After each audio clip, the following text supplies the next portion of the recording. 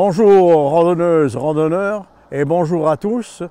Aujourd'hui, devinez où nous sommes là. Vous voyez où nous sommes là? Non? Non, ça vous dit rien? Nous sommes à Bitche et derrière moi, il y a la citadelle de Ditch, la forteresse citadelle de Bitche. Et nous allons vous faire visiter ça. Et nous sommes dans le parc naturel des Vosges du Nord. Allez, on monte à la citadelle, il faut monter, ça monte. On y va? Les mollets sont ferrés, c'est bon? Allez, on y va. Alors nous voilà devant la porte d'entrée principale et la porte est le pont-levis. La porte principale de la citadelle est aménagée à mi-hauteur de la courtine, établie dans cette configuration en 1745 par Cormontaigne. C'était un ingénieur militaire. Elle est desservie depuis le plateau inférieur par un pont dormant qui jusqu'en 1782 était en bois. Alors ici, c'est le portrait de Louis XV qui avait demandé la construction de la citadelle. Et il avait demandé à ce que ce soit Vauban qui fasse les plans. Alors là, nous sommes devant le corps de garde principal où il y avait 25 soldats et qui a surtout servi en 1870 pendant la bataille et la prise de la citadelle. Vous voyez un peu les impacts, ça vient de l'Allemagne, comme on vous disait tout à l'heure. C'est vraiment la direction et ça a été bien criblé de balles. À partir d'ici, on va rentrer dans les souterrains. Allez, suivez-nous. Allez, on arrive dans le souterrain. On est dans le souterrain. On arrive dans le ventre de la citadelle. Alors, c'est bien dans les souterrains parce qu'il y a toujours des petits films qui expliquent. Et on vit comme à l'époque, avec les soldats et MacMahon qui dirigeait tout ça. Ici, la troupe, elle se promenait par ici et il y a 200 mètres de souterrain. Ici, on fabriquait des clous, des barres, des outils, des armes, des pièces de cerclage, des essieux, des éléments de charpente, des protections contre les projectiles. Voilà, toujours des petits films. Et voilà l'enclume dans la forge. Mais alors, je ne voyais pas où... si, il y a la cheminée ici. Il y a le fort là, puis l'établi. Et les fumées devaient partir en dehors. Allez, on continue.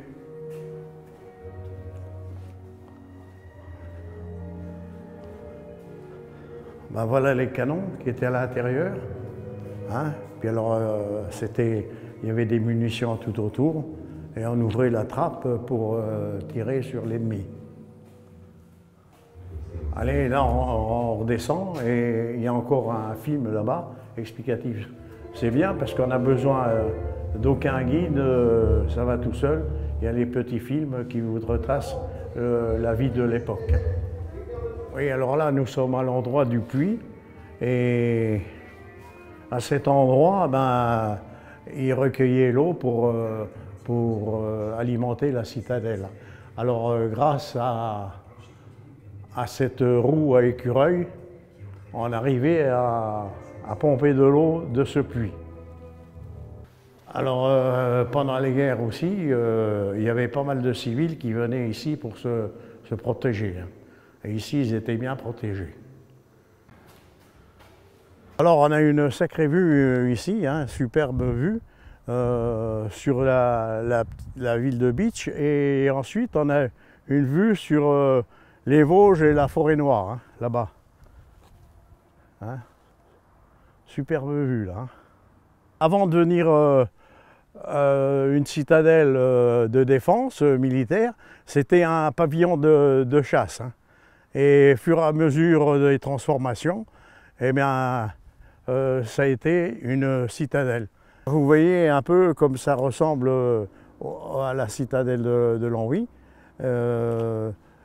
Et cette citadelle a été construite par Cormontaigne et d'après les plans de Vauban, ordonnés par Louis XV. Alors on peut vous dire que les tondeuses sont en action ici, hein. C'est bien propre, c'est bien nettoyé et ben, c'est fait par les moutons. Alors là, c'est peut-être une petite cabane de gardien, non? On va aller voir, hein.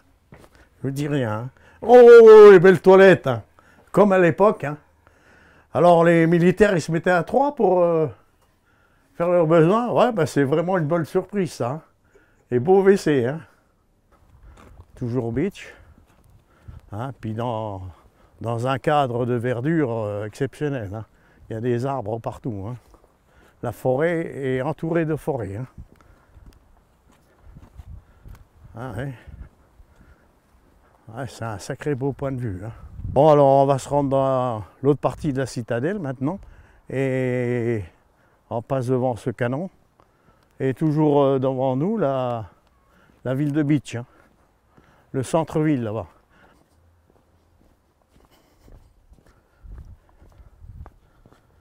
Nous sommes à l'entrée où tous les soldats venaient chercher de l'eau. Hein. On a vu tout à l'heure dans la salle avec la roue et puis le puits. Et l'eau arrivait jusque là et les soldats se prenaient ici. Et l'eau était pompée directement dans la nappe phréatique à 80 mètres de profondeur. Alors c'est vraiment bien fait ici à la citadelle. Et il y a un petit musée avec tous les habits de l'époque hein, et les armements de l'époque. Et ici au musée, on reconnaît, comme c'était à l'époque, il y a eu plusieurs invasions et plusieurs armées qui sont venues ici à Bitche. Hein. Alors ici le buste du colonel Tessier de 1821 à 1916, qui est né à Albi. Et il a vaillamment combattu en 1870 contre 7000 Bavarois. Voilà une preuve, hein, c'est écrit en allemand, que la citadelle a été prise et reprise maintes fois par les troupes étrangères. Hein, autant les Allemands, les Bavarois et les Autrichiens. Alors, nous voilà devant une chapelle, hein, comme une bonne citadelle, ça contenait une chapelle, et on va aller faire un petit tour à la chapelle. Alors, à l'intérieur de la chapelle, eh bien, il y a une maquette qui nous reproduit tous les faits de la bataille de 1870. Sur cette maquette, eh bien, on voit des bâtiments qui n'existent plus, sûrement qui ont été détruits par les attaques successives. Ah, il y a juste le mécanisme de l'horloge ici, qui a été construite en 1885, une fabrique strasbourgeoise. Alors là, on se dirige en dessous de la chapelle et il y a c'est une citerne qui a là, réserve d'eau. Ah, ils avaient tout prévu, et une réserve d'eau. Hein. Et vous voyez la profondeur. Vous entendez l'écho? Oh, oui, oui. Alors, nous sommes près de la chapelle, là, puis il y a un canon, là, un beau petit canon. Alors, la chapelle, c'est le seul bâtiment qui n'a pas souffert pendant tous les combats de la guerre de 1870. Alors, là, nous sommes au plus haut de la citadelle, hein, en extérieur, et on voit bien les Vosges du Nord en face de nous et la forêt noire de l'autre côté. Et bien on voit Stuttgart, Munich, et ben, les invasions, elles venaient toujours de ce côté-ci. Hein. Là-bas on voit tous ces bâtiments-là, c'est une école, une institution religieuse, les Augustins, qui étaient ici à Bitche, et c'est eux qui ont créé tous les étangs qu'il y a autour de Bitche.